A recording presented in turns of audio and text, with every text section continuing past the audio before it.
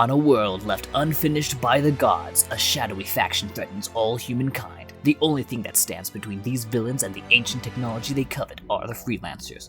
Join with up to 3 other players and assemble high-tech, handcrafted, uniquely powerful suits of armor, explore vast ruins, battle deadly enemies, and claim otherworldly artifacts. With every mission, you and your javelin grow in power. Fight the dangers of an ever-changing world. Rise united to defeat evil. Triumph as one.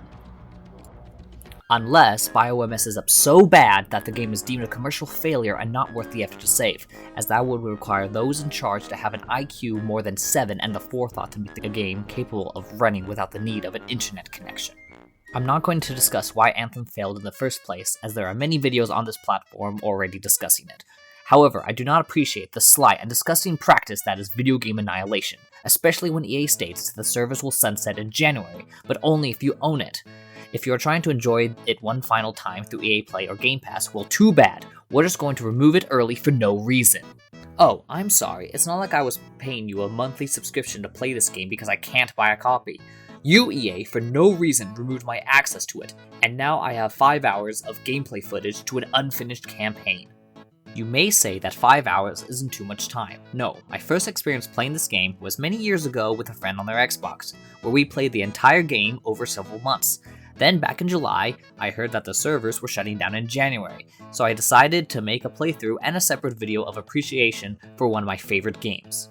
And it's one of my favorite for several reasons, such as the art style that takes full advantage of the Frostbite engine. A variety of weapons plus javelin abilities give the opportunity for one's own unique playstyle, with a flight mechanic that gives freedom of movement while challenging the player to stay aware of the surroundings and current situation. I've spent hundreds of hours soaring through rivers, caves, and gorgeous mountain vistas back in the day. The gameplay loop of flying to the objective, eradicating everything in sight with many explosions, and receiving shiny rewards for me was enjoyable and satisfying. Finally, the customization of one's look was stellar, rewarding creativity with a plethora of options in color and materials.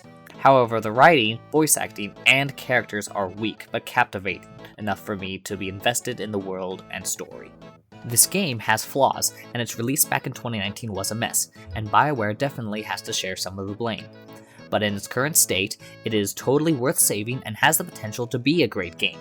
Multiple games in the past, including some made by EA, have had bad launches, but eventually were able to garner some success. But no, EA doesn't care if that's my case. They have to free up servers for all their other online-only games that will also be shut down in the coming years, till they only exist in the dregs of murky memory, the experience vaguely recalled and details lost to obscurity.